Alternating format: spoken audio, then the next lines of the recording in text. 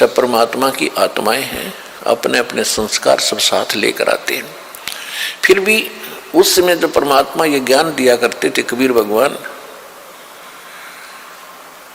तो उस समय क्या कहा करते कि बेटी सत्संग में नहीं जाएगी, बेटे बेशक चले जाओ। लेकिन रिवाज तो थी नहीं भक्ति की, वैसे को दुख में वैसे कोई साधु संत के पास चले जाते थे झाड़ा धूड़ा लवाने के लिए। फिर भी परमात्मा याद दिलाते हैं कि राम रटत कन्या भली, भक्ति अगर बेटी कर रही है उस बेटे से 100 गुना अच्छी है जो भक्ति नहीं करता। वो बेटा कैसा है, जैसे बकरी के गल में एक थन जैसी खाल लटका करे, थन जैसी। तो परमात्मा कहते हैं वो तो व्यर्थ का बोझ है उसके गल में बकरी के, वो किससे काम की कोनी वो खाल, ना दूध ना मूत, यानी किससे काम नहीं आती वह। इसी प्रकार वो बच्चा जो भक्ति नहीं करता वो माता पिता के गल में वो गलथना है,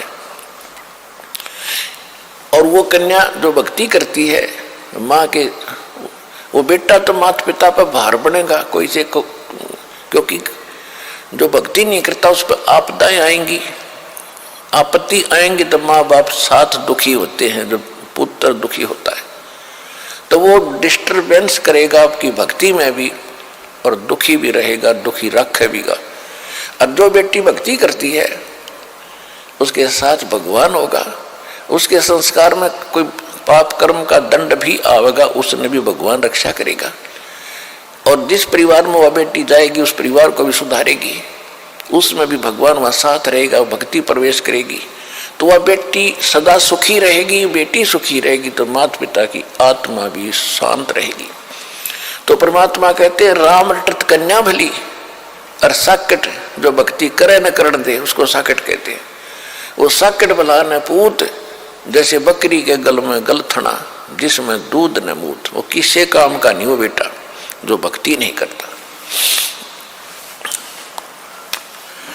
फिर परमात्मा कहते हैं जिव्या तो वाहे भली, जो रटे हरि नाम, नहीं तो काट के फेंक दियो, ये मुख में बलो न चाम। इस जिव्या का कितना योगदान है हमारे लिए, यानी खारा मीठा चाखे, खाना खाने में सहयोग देती है।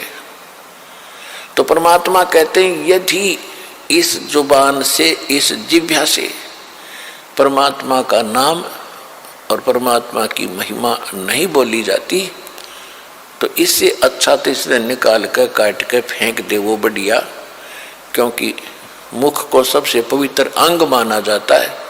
और ऐसे पवित्र अंग में कहते इस चाम की कति जरूरत नहीं, जीभ की। अपने आत्माओं ये सोच लेना परमात्मा क्या संकेत कर रहे हैं कि मनुष्य जीवन कितना कीमती है और इसमें भगवान की भक्ति कितनी आवश्यक है। यदि भक्ति नहीं करता तो इस जुबान से कोई तगड़ा है, ताकतवर है, गरीब को कोई ऐसा वचन कुवचन बोल देगा उसकी आत्मा रोती रहेगी, क्योंकि उसका संघर्ष तो कर नहीं सकता। ताकतवर है तो उसकी आत्मा दुखादी उस जीव रूपी तलवार ने उसका अटैक कर दिया, या किसी की निंदा करके लड़ाई करवाओगा, या किसी की गलत गवाही देकर पाप का भागी बनेगा। तो कहते इससे अच्छा तो भगवान या जीव कट जा जो भक्ति नहीं करते, तो भी कुछ पाप से बचे रहेंगे। तो इससे समझना भगवान हमें क्या संदेश देना चाहते हैं।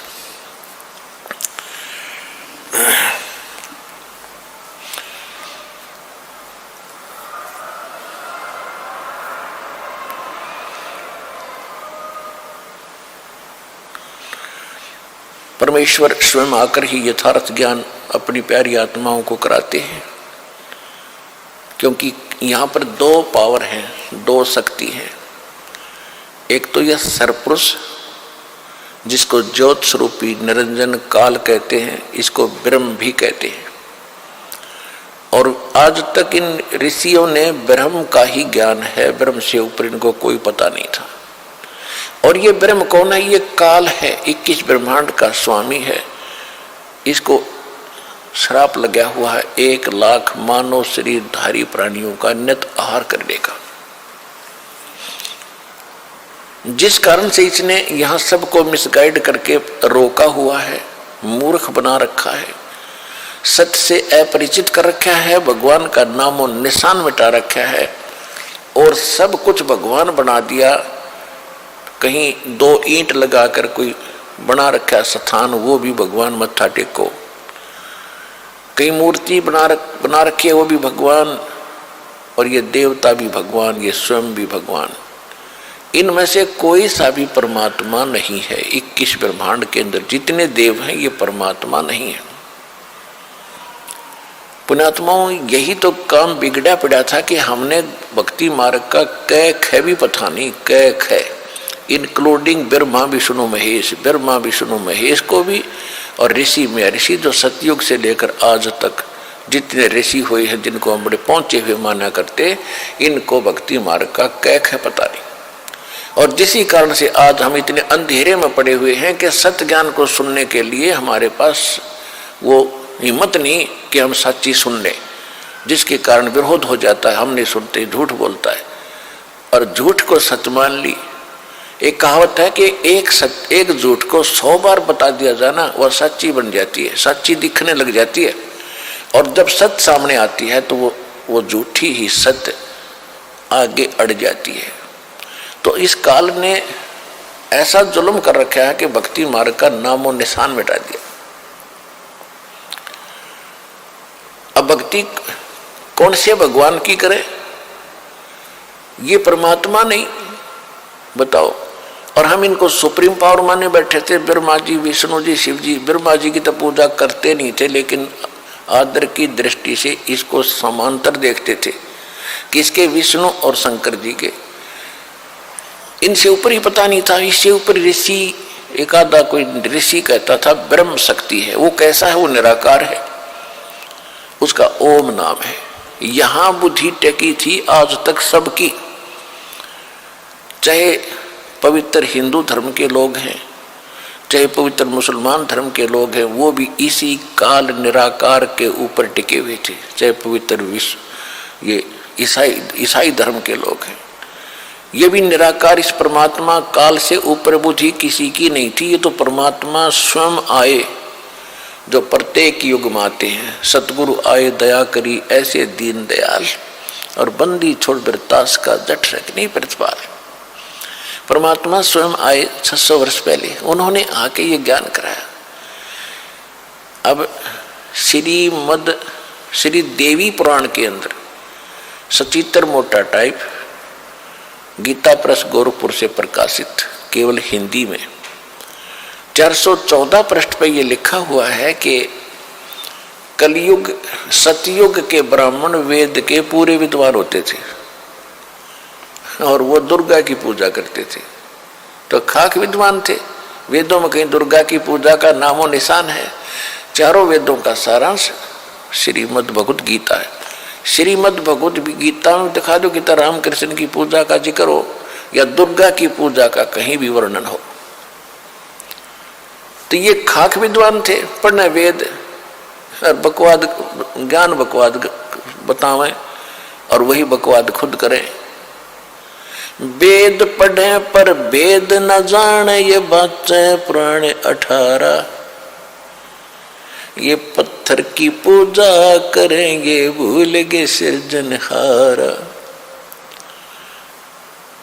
देवी पुराण में लिखा है कि सतयुग के ब्राह्मण वेद के पूर्ण विद्वान होते थे और दुर्गा की पूजा करते थे। गांव गांव में मंदिर बन जा दुर्गा का, उनकी यह खास आस्था होती थी।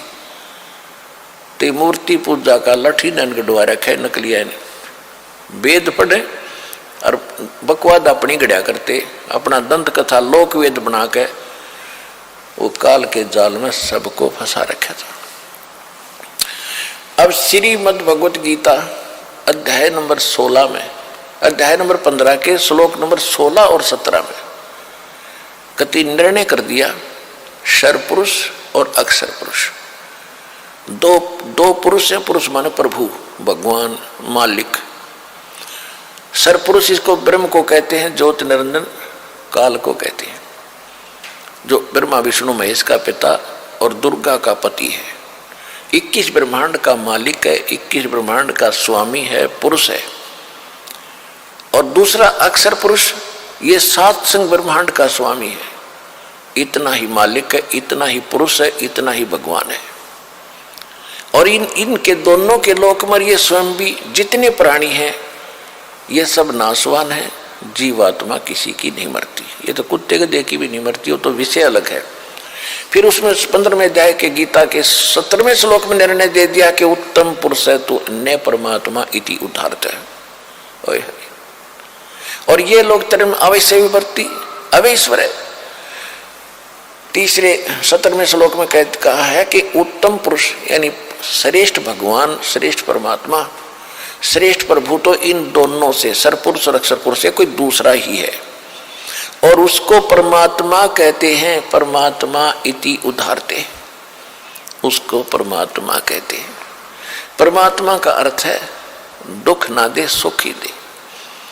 तो सतलोक के अंदर जहां से हम आए थे और जहां की हम अब प्रयत्न कर रहे हैं जाने की, जहां को हम जाने की प्रेरणा कर रहे हैं, वहां दुख नहीं है, वहां मृत्यु नहीं है, वहां वर्धावस्था नहीं है, किसी भी प्रकार का किसी वस्तु का अभाव नहीं है।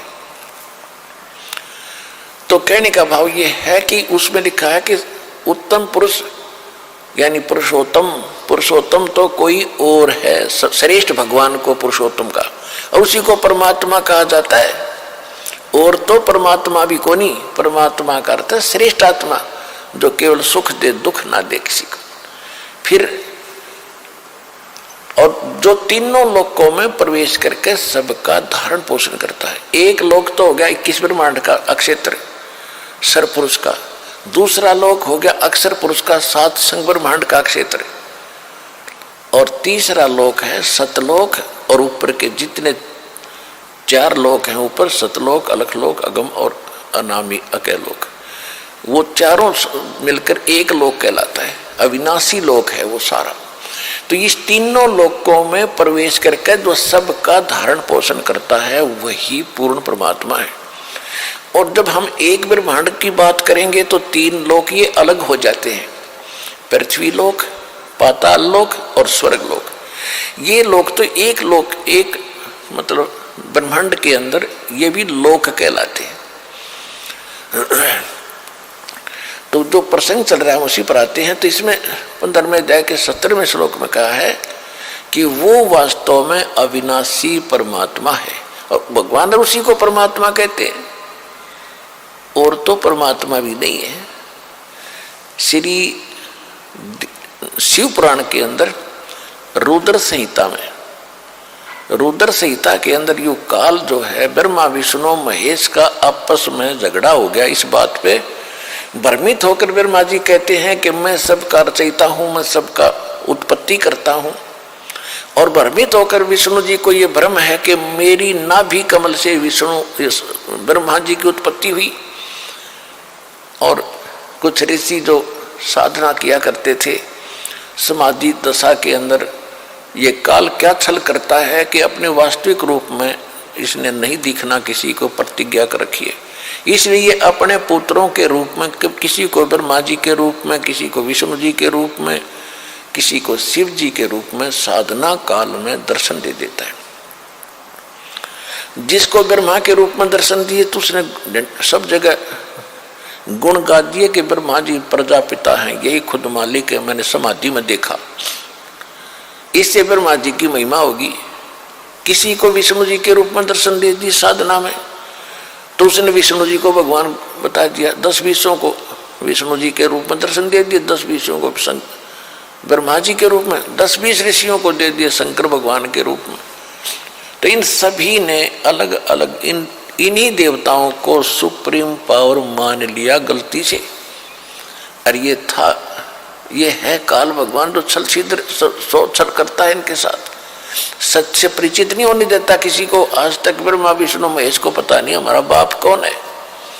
ये तो परमात्मा ने आके बताया कि इनके माता पिता कौन कौन है। तो जो प्रसंग चल रहा है कि उसमें क्या कहते हैं, विष्णु और ब्रह्मा जी का आपस में इसी बात पर युद्ध हो गया। ब्रह्मा जी कहते हैं मैं तेरा बाप, विष्णु जी कहते हैं मैं तेरा बाप। जब इन दोनों का युद्ध हो गया तो बीच में इसने, काल ने एक स्तंभ खड़ा कर दिया तेजों में। फिर ये लड़ना तो भूल गए, उसके और छोर को खोजने लगे। लंबी कहानी है, लेकिन उसी समय वो प्रकट हो गया वहां पर शंकर भगवान अपने पुत्र शंकर के रूप में। इन दोनों को समझाता है कि तुमने गलती से अपने आप को भगवान मान लिया, यू आर नॉट गॉड, तुम ईश नहीं हो।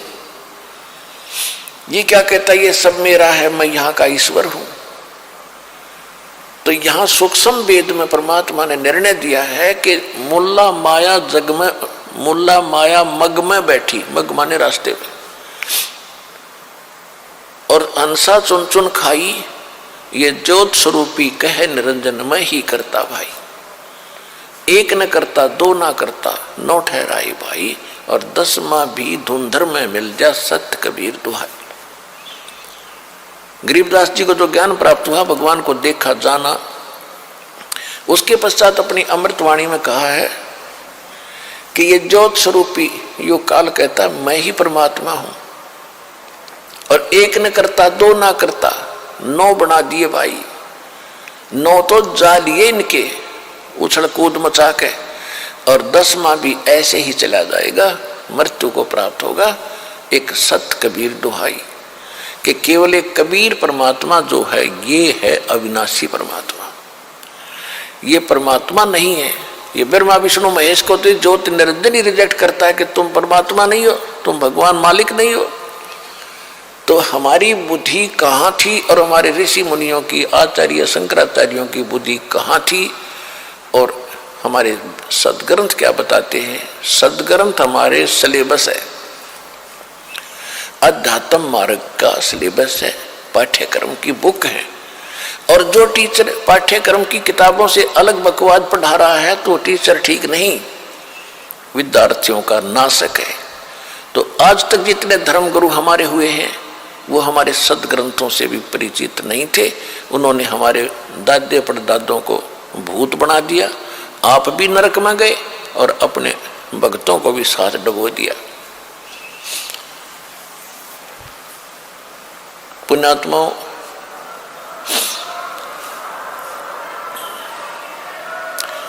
सौभाग्य आपका, धन है आपके माता पिता जिनसे जन्म हुआ। आप कोई छोटी किस्मत वाले नहीं हो जो आज मनुष्य जीवन प्राप्त है जिनको, लेकिन दुर्भाग्य उनका जो इस असली वस्तु को छोड़कर नकलियों पर सारा जीवन नष्ट कर रहे हैं। सारा दिन एक पेट के लिए, कोठी बंगले के लिए, एक दूसरे को छलने के लिए, ठगने के लिए सारा दिन कौवे की तरह दृष्टि रखता प्राणी।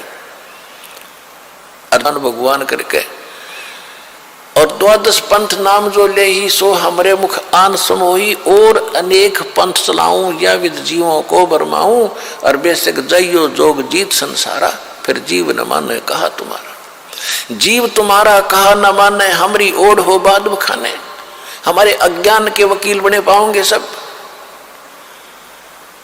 तो परमात्मा ने कहा था कि यो काम मेरा है, तू अपना करना, मैं अपना करूंगा।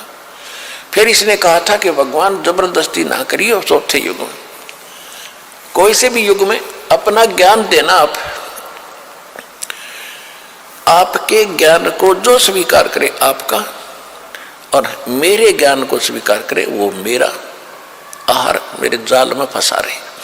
परमात्मा ने पता था कि जब तक मेरा ज्ञान ही नहीं ग्रहण करेंगे तो वो मेरे होंगे कैसे। तो परमात्मा ने कहा था ठीक है, मैं ज्ञान ही देकर अपने बच्चों को अपने पास अपनी शरण में लूंगा। तो क्या कहा भगवान ने कि चौथा युग जब कलयुग आई तब हम अपना अंश पठाई, और काल फंद छूटे नरलोई।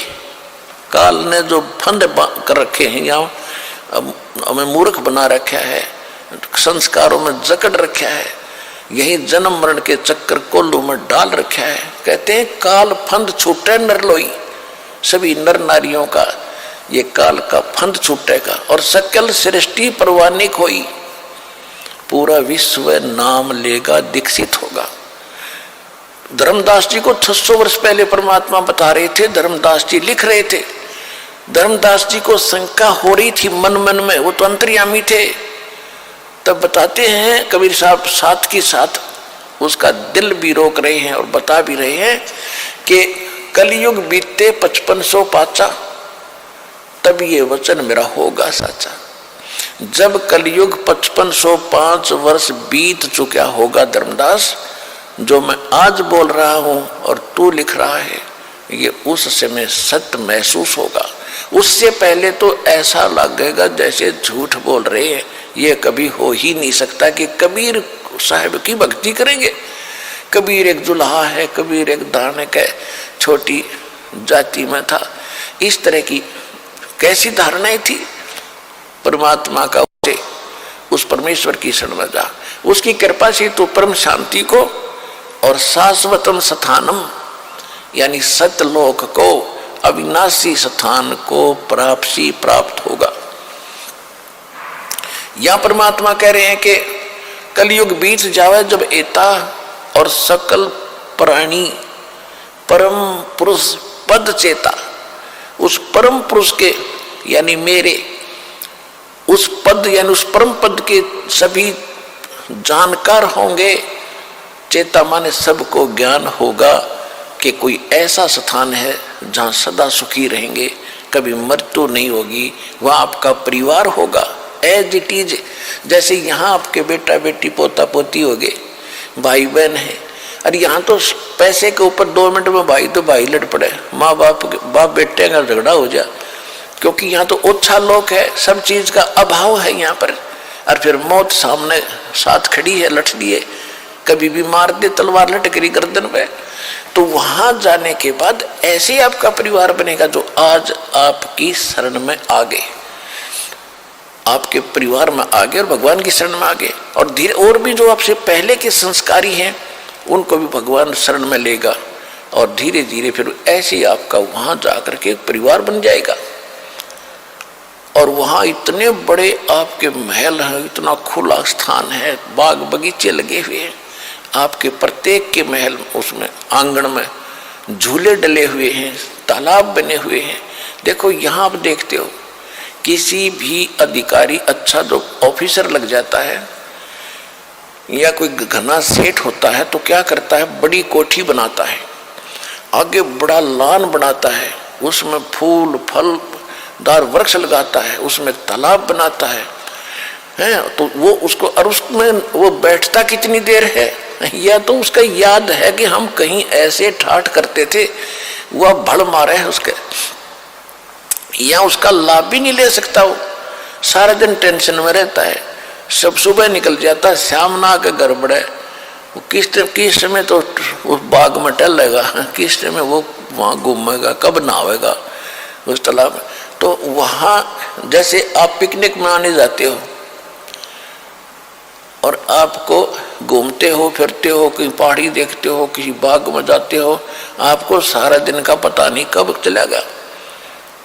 इसी प्रकार सतलोक के अंदर ऐसे ठाठ हैं और वहाँ कोई काम नहीं। जैसे ही बाप को बैठों को भोजन मिले, कभी आके खा जियो भाई, और कितना घूमो फिरो, खेलो कूदो, चाहे ताश खेलो, तो कितना आनंद आओ, आपने कहने की जरूरत नहीं।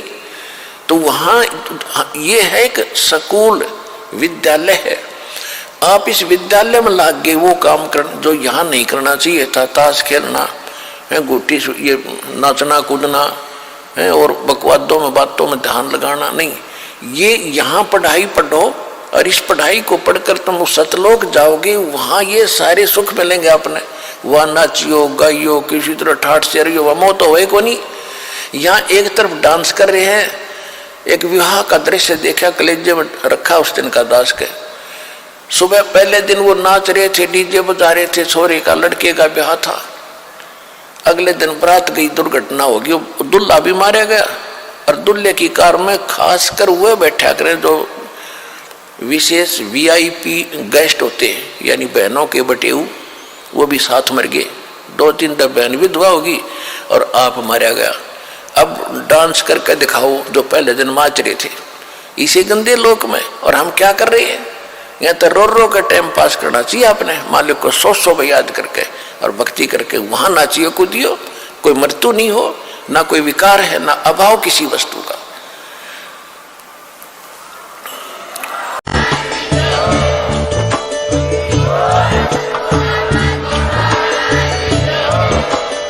सत सोही।